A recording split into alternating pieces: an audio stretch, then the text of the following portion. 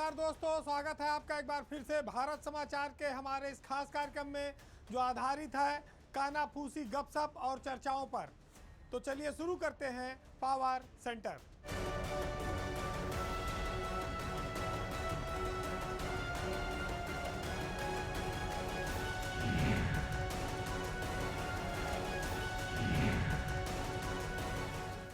आज शुरुआत एक इंफॉर्मेटिव खबर से। ब्यूरोक्रेसी की सीनियर लेवल के आईएएस अफसरों की उत्तर प्रदेश में जो ब्यूरोक्रेसी है, अब वो जो सीनियर हो चुके हैं वो धीरे धीरे अपने नौकरी के अंतिम पड़ाव पर पहुंच रहे हैं। आने वाला जो साल है 2026 का, उसमें ब्यूरोक्रेसी के कई बड़े नाम अब नौकरी से विदा होने वाले हैं। उनकी नौकरी अंतिम पड़ाव पर आ गई है।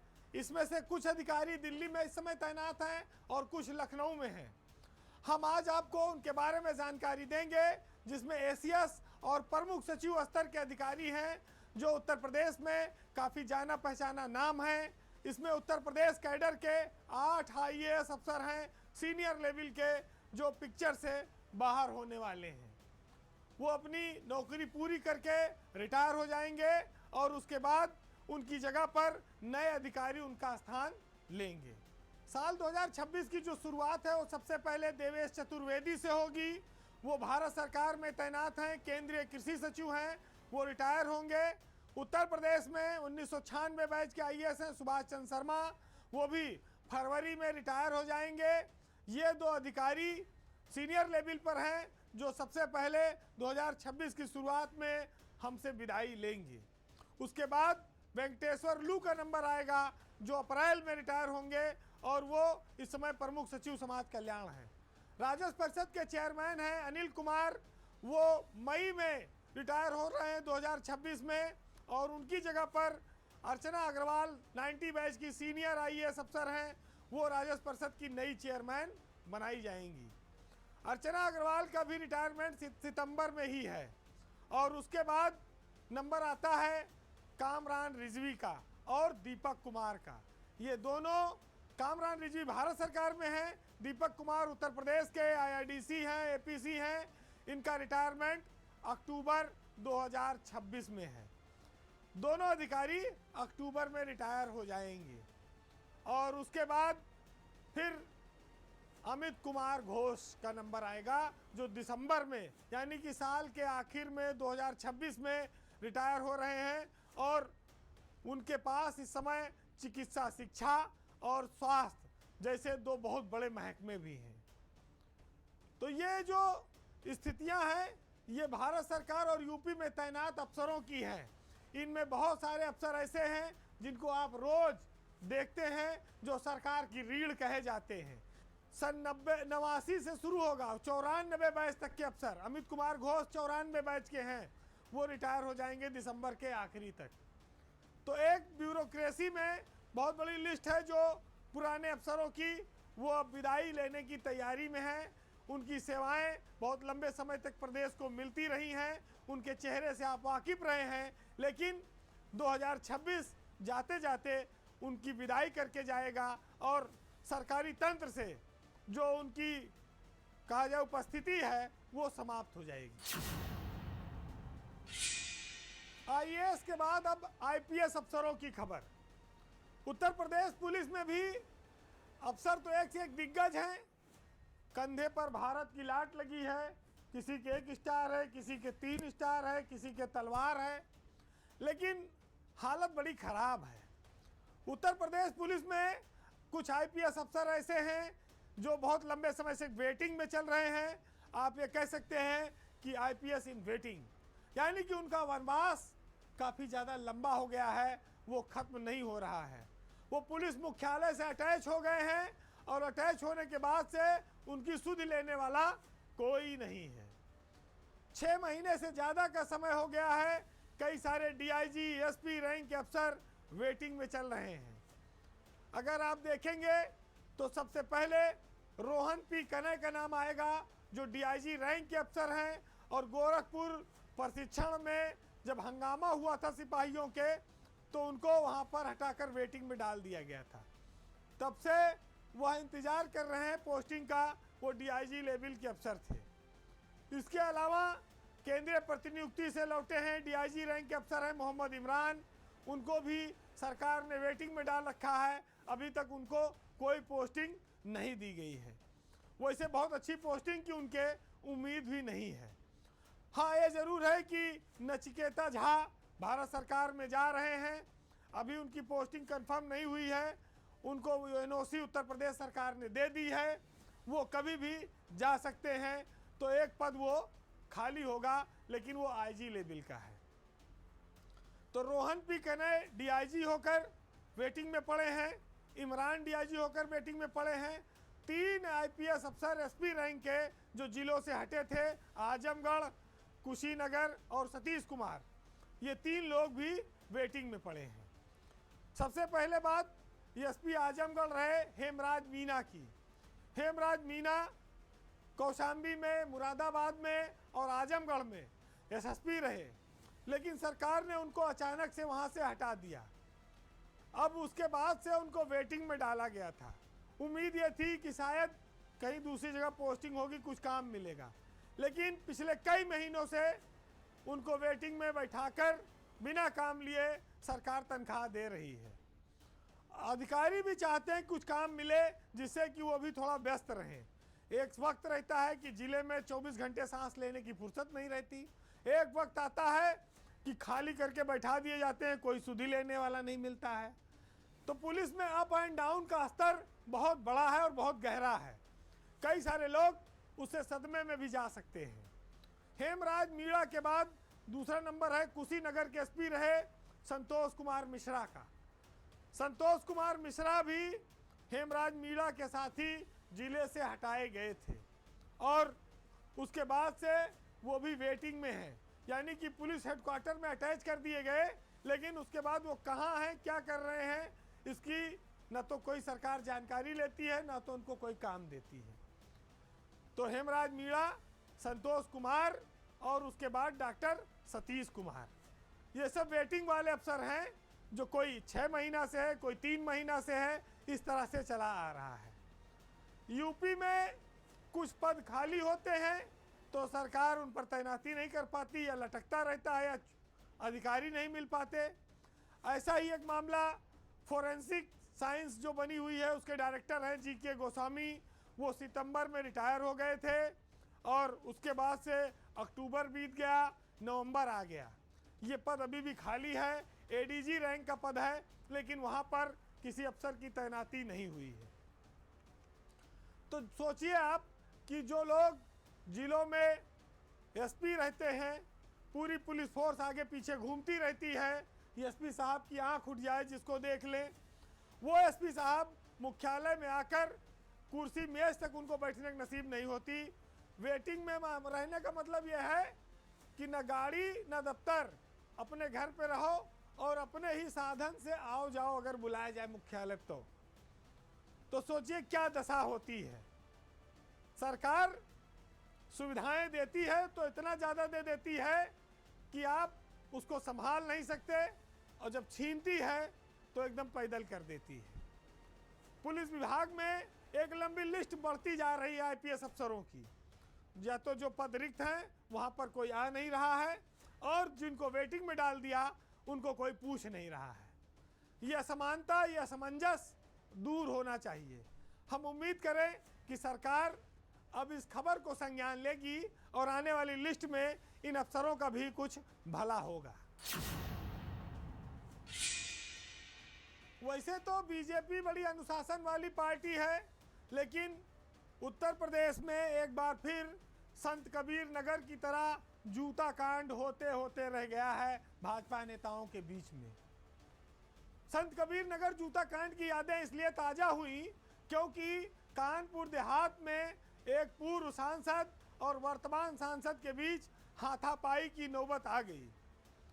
दिशा की बैठक में जो मारपीट की नौबत आई, उसने हंगामा मचा दिया है। बीजेपी के अनुशासन पर भी सवाल खड़ा किया है। पूर्व सांसद हैं अनिल शुक्ला वारसी और वर्तमान सांसद हैं देवेंद्र सिंह भोले। पूर्व सांसद की पत्नी प्रतिभा शुक्ला इस समय सरकार में मंत्री हैं, जूता चला था संत कबीर नगर में, आपने देखा था सरद और एक विधायक के बीच में। हालांकि वो पिछला कार्यकाल था, अब वो जो सांसद ने जूता चलाया था उनका निधन भी हो गया, वो रहे नहीं, लेकिन कानपुर में पूरा माहौल ऐसे ही बन गया था।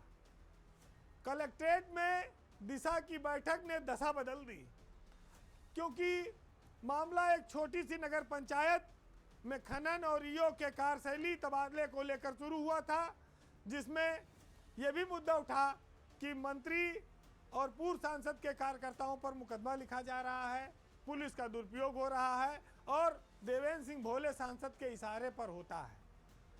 कुर्सी छोड़ के दोनों नेता उठ गए, समर्थक भी आ गए थे और एक दूसरे की ओर लपक गए थे।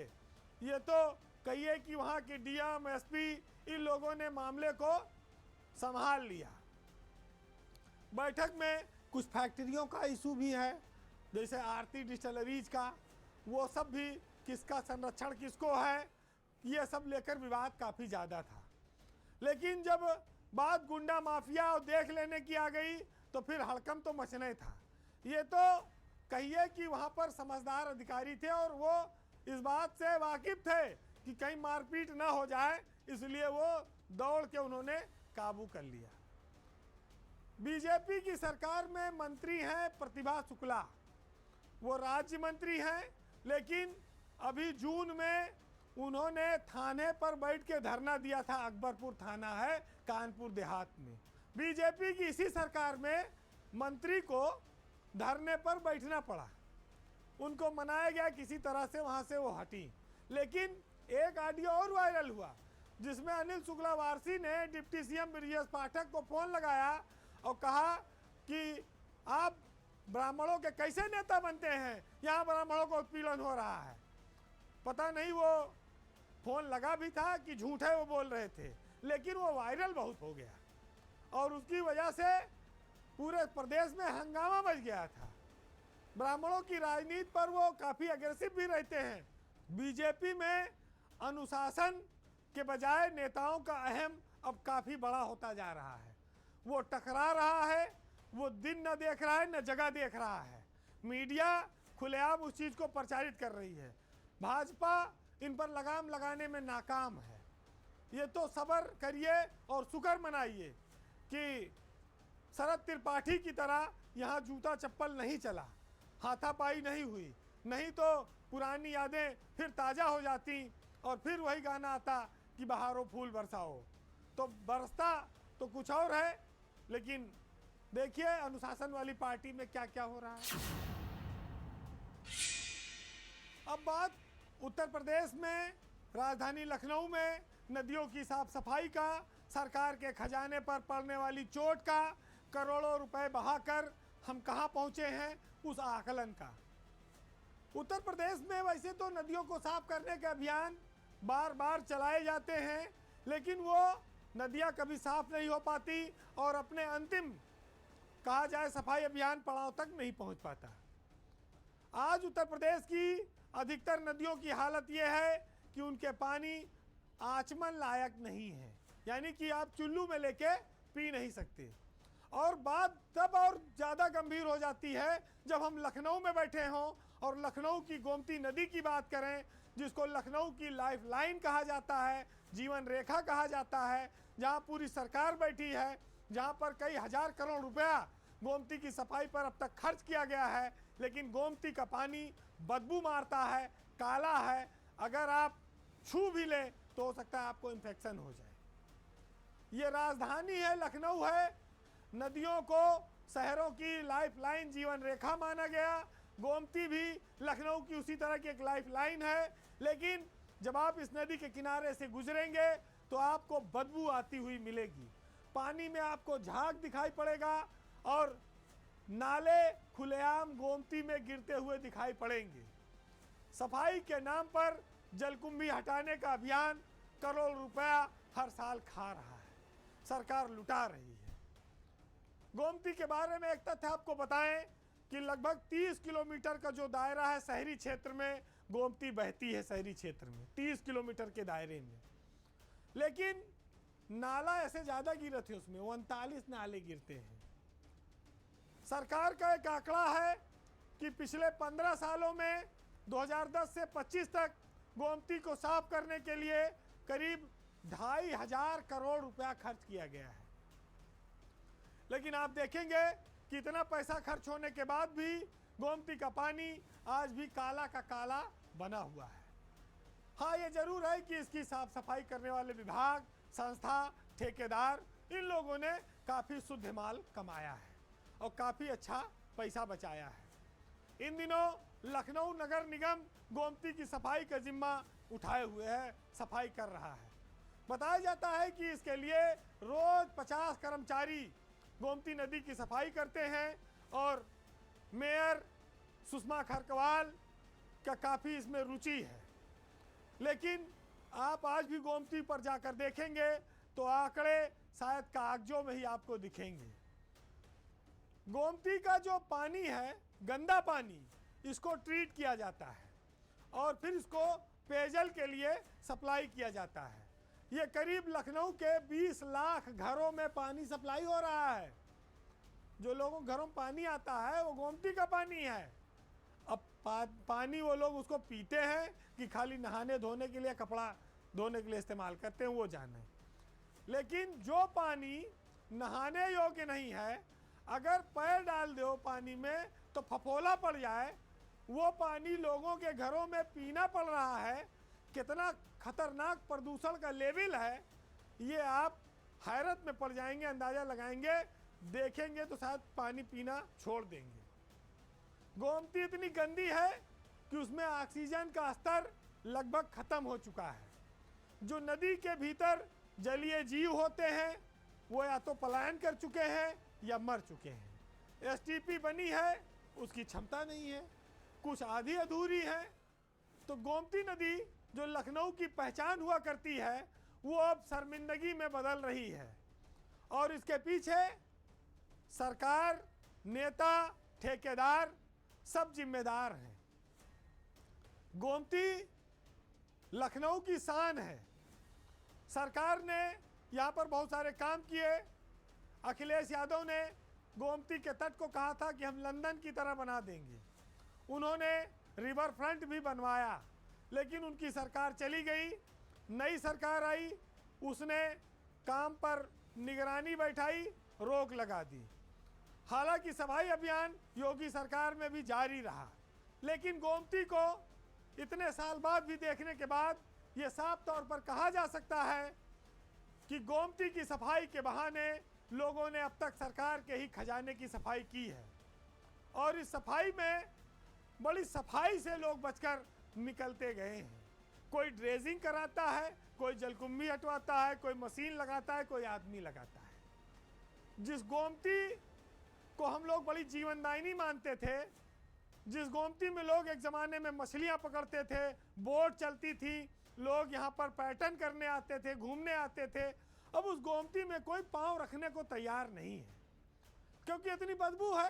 पानी काला है, नाले का सब पानी गिरता है, तो कहाँ मछली कहाँ रहेगी, मर जाएगी। मछुआरों का भी काम धंधा बंद हो गया कि जब मछली ना रहेगी तो मछुआरे कहाँ मारेंगे। तो गोमती की इस दुर्दशा के लिए कोई एक व्यक्ति जिम्मेदार नहीं है, पूरा शहर जिम्मेदार है। लेकिन सबसे ज़्यादा जिम्मेदार इसकी सफाई के लिए चाहे सिंचाई विभाग हो, चाहे नगर निगम हो, चाहे दूसरे और विभाग हो, उन पर सबसे पहले इसकी जिम्मेदारी आती है।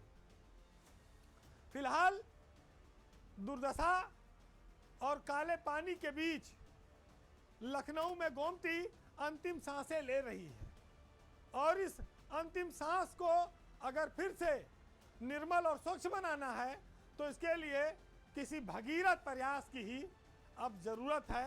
कोई बड़े संकल्प लेने वाला मुख्यमंत्री के स्तर पर ही ये बदलाव ला सकता है। आज के पावर सेंटर में इतना ही। जाते जाते सरकारी तंत्र के रवैये पर बस इतना कहूँगा कि पहले सरकार ने एक बार एक स्कीम निकाली थी कि कोई भी व्यक्ति रात में भूखा ना सोए, क्योंकि हमारे देश में बड़ा शोर मचता है कि लोग आज भी इस देश में भूखों सोते हैं, 20%, 30%। तो सरकार ने अफसरों को निर्देश दिया कि कोई भी व्यक्ति भूखा न सोए, इसके लिए रात में आप राउंड लगाइए।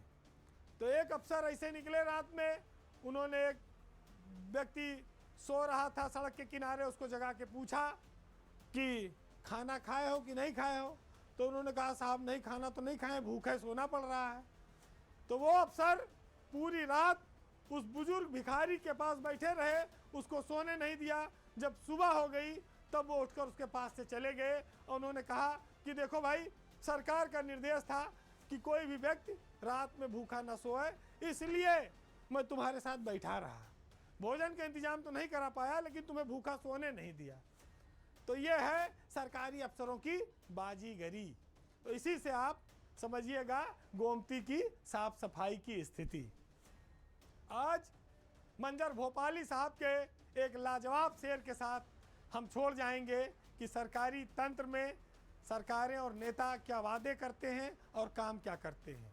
तो सुनिएगा कि हमारी जेब से जब भी कलम निकलता है, सियासत के यजीदों का दम निकलता है। ये इत्तेफाक है मंजर की कोई साजिश है, हमेशा क्यों मेरे घर से ही बम निकलता है। और तुम्हारे वादों का कद भी तुम्हारे जैसा है, कभी जब नाप के देखो तो कम निकलता है। नमस्कार।